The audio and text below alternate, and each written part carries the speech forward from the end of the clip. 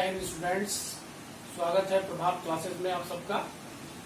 आज मैं NCERT pattern पर आधारित 9वीं कक्षा का मैथमेटिक्स आपको लेकर के आया हूं और ये आपका पहला वीडियो है कक्षा 9 के लिए।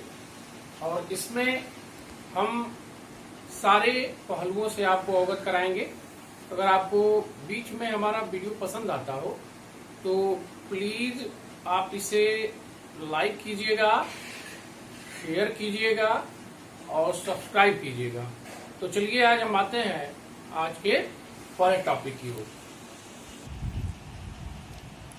अध्याय 1 संख्या पद्धति नंबर सिस्टम्स।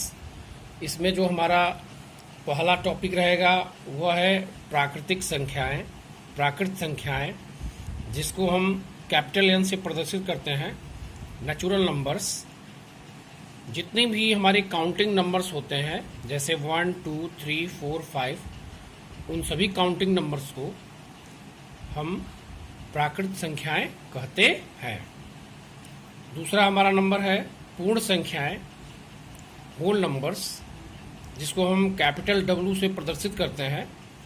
और हमारी प्राकृतिक संख्याओं में यदि शून्य जोड़ दिया जाए, शून्य को ले लिया जाए प्राकृतिक संख्याओं के साथ, यदि हम 0 भी उसमें ऐड करते हैं तो वह संख्या पूर्ण संख्या कहलाती है। संख्याएं पूर्ण संख्याएं कहलाती हैं, जैसे 0, 1, 2, 3, 4, 5 ... एक बात और ध्यान देंगे आप, सबसे छोटी प्राकृतिक संख्या 1 है और सबसे बड़ी प्राकृतिक संख्या अज्ञात, ज्ञात नहीं किया जा सकता।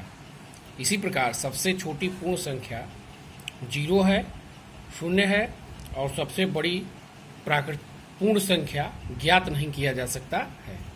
दूसरी चीज, एक बात और ध्यान देंगे कि सभी प्राकृतिक संख्याएं, ये जो आप देख रहे हैं सभी प्राकृतिक संख्याएं पूर्ण संख्याएं भी होती हैं, परंतु सभी पूर्ण संख्याएं प्राकृतिक संख्याएं नहीं होती, क्योंकि इसमें 0 भी है, तो 0 प्राकृतिक संख्या नहीं है। अब हम तीसरे नंबर पर आते हैं, जो है पूर्णांक, इंटीजर्स, जिसको हम कैपिटल Z से प्रदर्शित करते हैं। और यह जितनी भी पूर्ण संख्याएं हैं, पूर्ण संख्या और उसका ऋणात्मक संख्याएं, पूर्ण संख्या और उसके ऋणात्मक संख्याओं को हम पूर्णांक कहते हैं। इसी प्रकार हम कह सकते हैं कि सभी पूर्ण संख्याएं पूर्णांक होती हैं। सभी पूर्ण संख्याएं पूर्णांक होती हैं, लेकिन सभी पूर्णांक पूर्ण संख्याएं नहीं होते, क्योंकि यह ऋणात्मक संख्याएं हैं और ऋणात्मक संख्याओं को हम पूर्ण संख्या नहीं कहते। तो इसमें हम जो देख रहे हैं कि ये जो पूर्णांक में ऋणात्मक संख्याएं हैं, इसको हम ऋण पूर्णांक कहते हैं, और ये जो धनात्मक संख्या है इसको हम धन पूर्णांक कहते हैं। सबसे छोटी पूर्णांक नहीं ज्ञात किया जा सकता और सबसे बड़ी पूर्णांक भी नहीं ज्ञात किया जा सकता। और शून्य जो है न ही धन पूर्णांक है न ही ऋण पूर्णांक है, इसको शून्य पूर्णांक कहते हैं। चौथा हमारा जो नंबर है वह है परिमेय संख्याएं। परिमेय संख्याएं वह संख्याएं होती हैं जिसको एक पूर्णांक में दूसरे पूर्णांक का भाग देने पर प्राप्त किया जाता है, जिसको हम P और बटे Q के रूप में व्यक्त करते हैं, जहां Q की वैल्यू 0 नहीं होती। तो हम इसको देख सकते हैं कि ये जितनी भी संख्याएं लिखी गई हैं, जिसको भिन्न में भी लिखा जा सकता है और इंटीजर में भी लिखा जा सकता है, पूर्णांक में भी लिखा जा सकता है। जैसे 3 एक पूर्णांक भी है और इसको 3/1 लिख देंगे तो यह P एक पूर्णांक है, Q एक पूर्णांक है, तो P/Q के रूप में भी व्यक्त किया जा सकता है। तो इसको हम परिमेय संख्या भी कहेंगे। लेकिन अगर 2/5 लिख दिया जाए तो 2/5 केवल और केवल परिमेय संख्याएं हैं, लेकिन पूर्णांक नहीं है। इसका मतलब ये हो गया कि सभी पूर्णांक परिमेय संख्याएं भी होती हैं, परंतु सभी परिमेय संख्याएं पूर्णांक नहीं होती। परिमेय संख्याओं के बीच की अगर संख्या हमको ज्ञात करनी हो, जैसे मान लिया गया कि यह जो है एक नंबर लाइन है और यहाँ पर हमने एक 0 ले लिया और यहाँ पर 1 ले लिया। 0 और 1 के बीच में अनगिनत परिमेय संख्याएं हो सकती है। 0 और 1 के बीच में असंख्य परिमेय संख्याएं होती हैं।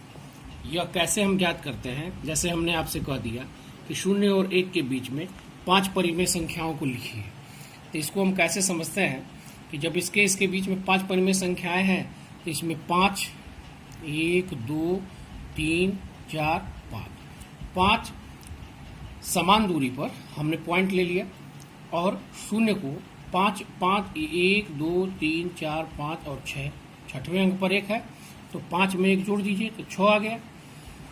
तो इसका हमने कुल यहाँ से लेकर के यहाँ तक 5 भाग किया, तो इसको हम लिख सकते हैं 0 को 0/6 भी लिख सकते हैं और 1 को लिख सकते हैं 1 गुणे 6/6। दोनों अंश और हर में 6 से गुणा हम करेंगे तो यह आ जाएगा 0/6 और ये आ जाएगा हमारा 6/6। यानी इस 0 को हम 0/6 भी लिख सकते हैं और 1 को हम 6/6 भी लिख सकते हैं। अब उसके बीच की जितनी भी संख्याएं हमारी मिली तो ये 0/6 है, ये 6/6, तो बीच में यह हो जाएगा 1/6, ये हो जाएगा 2/6, ये हो जाएगा 3/6, इसी प्रकार ये हो जाएगा 4/6 और ये हो जाएगा 5/6। तो ये हमारा 0 और 1 के बीच में 5 परिमेय संख्याएं मिली। आप अनगिनत परिमेय संख्याओं को भी किसी भी 2 परिमेय संख्याओं के बीच के ज्ञात कर सकते हैं। तो आइए अब हम इसकी सहायता से प्रश्नावली 1.1 को हल करते हैं। तो चलिए अब हम चलते हैं प्रश्नावली 1.1 की ओर। प्रश्नावली 1.1 प्रश्न संख्या 1, क्या 0 एक परिमेय संख्या है? क्या इसे आप P/Q के रूप में लिख सकते हैं जहां P और Q पूर्णांक है? हल है 0 एक परिमेय संख्या है और इसे P/Q के रूप में निम्नलिखित प्रकार से लिखा जा सकता है। तो 0 को हम 0/1 भी लिख सकते हैं। तो देख रहे हैं 0 भी एक पूर्णांक है, बताया गया था अभी, और 1 भी एक पूर्णांक है। तो ये 0/1 जिसको हम P/Q के रूप में लिख दिए, इसका मतलब 0 एक परिमेय संख्या है। इसे हम 0/2, 0/3, 0/4 इत्यादि तरीकों से भी लिख सकते हैं। तो पहला प्रश्न आपको समझ में आया होगा। हम चलते हैं अब दूसरे प्रश्न की तरफ। दूसरा प्रश्न हमारा कह रहा है 3 व 4 के बीच 6 परिमेय संख्याओं को लिखिए। तो 3 को हम लिख सकते हैं, ध्यान दीजिएगा 6 परिमेय संख्याएं हैं तो आप इसे बढ़ा दीजिए, 7 कर दीजिए। तो इस 3 को हम लिख सकते हैं 3 बराबर 3/1 गुणे 7/7। अंश और हर में किसी भी संख्या से हम एक ही संख्या से गुणा करते हैं तो उसके मान में कोई परिवर्तन नहीं होता। तो यह आ जाएगा 21/7, क्योंकि इसको काटेंगे तो 7 तरीके 21, 3 आ जाएगा। ये 3 के बराबर है, ये परिमेय 3 के बराबर है। इसी प्रकार 6 को हम लिख सकते हैं 6/1 गुणे 7/7 बराबर 42/7। तो यह जो है काटेंगे तो 6 के बराबर आ जाएगा। तो यह है 3 और यह है 6। अब इसके बीच हम अनगिनत संख्याओं को लिख सकते हैं।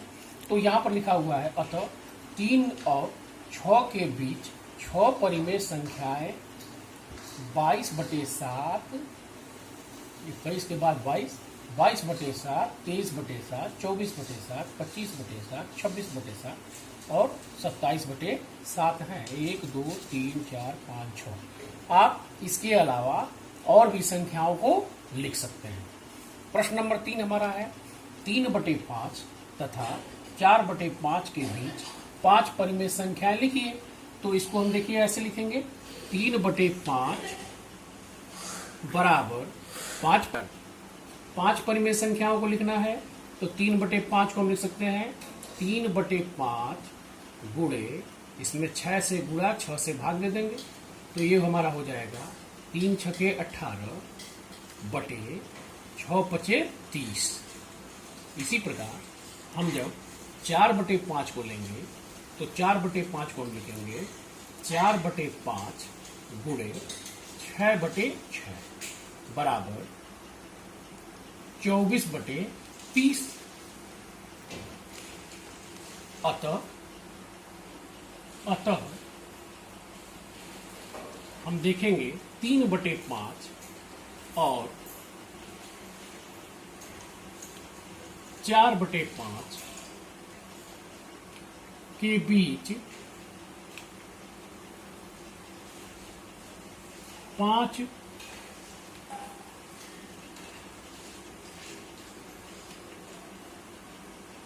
परिमेय संख्याएं 18 है तो इसको लिख सकते हैं 19/30 कामा 20/30 21/30 22/30 23/30 और यहां पर लिख सकते हैं और अंतिम संख्या है 23/30 है। ध्यान दीजिएगा एक बार फिर 1 2 3 4 5 3/5 18/30 के बराबर है। 4/5 24/30 के बराबर है। 18 से ज्यादा 24 से कम हम कोई भी 5 संख्या ले सकते हैं। हाँ, एक बात और है, ये जो हमने 6 से यहाँ पर गुणा किया है, 6 से भाग किया है, आप इसके अलावा इससे बड़ी संख्या भी लेकर के गुणा और भाग कर सकते हैं। अब हम चलते हैं प्रश्न संख्या 4 की तरफ। प्रश्न संख्या 4 है। प्रश्न संख्या 4, नीचे दिए गए कथन सत्य हैं या असत्य? कारण के साथ अपने उत्तर दीजिए। पहला प्रश्न है, प्रत्येक प्राकृत संख्या एक पूर्ण संख्या होती है। दूसरा है, प्रत्येक पूर्णांक एक पूर्ण संख्या होती है। तीसरा है, प्रत्येक परिमेय संख्या एक पूर्ण संख्या होती है। तो चलिए इसमें पहला हम देखते हैं। पहला, प्रत्येक प्राकृतिक संख्या एक पूर्ण संख्या होती है। सत्य है, सत्य। यहाँ पे हम देखते हैं प्राकृतिक संख्याएं, हमने बताया था 1 2 3 4 5, तो इसको हम देख रहे हैं पूर्ण संख्या में भी है। तो प्रत्येक प्राकृतिक संख्या पूर्ण संख्या भी होती है। यह कथन क्या है? सत्य है। दूसरे नंबर पर आप देखेंगे, प्रत्येक पूर्णांक एक पूर्ण संख्या होती है। यह असत्य है, क्योंकि पूर्णांक संख्याओं में ऋण संख्याओं को भी सम्मिलित किया गया है, जबकि पूर्ण संख्याएं 0 1 2 ... होती हैं। देखिएगा कि जो हमारे पूर्णांक संख्याएं हैं उसमें ऋण भी होता है, अब पूर्ण संख्या में ऋण नहीं होता है। तो पूर्णांक संख्याएं में ऋणात्मक भी होती हैं, धनात्मक भी होती हैं। अब पूर्ण संख्याएं केवल धनात्मक होती हैं, तो इसका मतलब प्रत्येक पूर्णांक पूर्ण संख्या नहीं होता है। यह असत्य है। अगर यही इसका विलोम हम कह दें कि प्रत्येक पूर्ण संख्याएं यानी ये पूर्णांक भी होती हैं, तो ये सत्य हो जाता। लेकिन प्रत्येक पूर्णांक पूर्ण संख्याएं नहीं होती हैं। हमारा अंतिम पॉइंट इस चैप्टर का, प्रत्येक परिमेय संख्या एक पूर्ण संख्या होती है। यह भी असत्य है। उदाहरण के तौर पर 2/3 परिमेय संख्या है, यह P/Q के रूप का है, यह केवल परिमेय संख्या है, परंतु पूर्ण संख्या नहीं है। यह पूर्ण संख्या नहीं है। पूर्ण संख्या 1 2 3 4 5 6 7 8 ये 0 से शुरू होती हैं, वो होती हैं। तो 2/3 केवल परिमेय है, परंतु पूर्ण संख्या नहीं है। तो आज के वीडियो में बस इतना ही। और वीडियो आपको पसंद आया हो तो पुनः लाइक, सब्सक्राइब और शेयर करना न भूलें। धन्यवाद।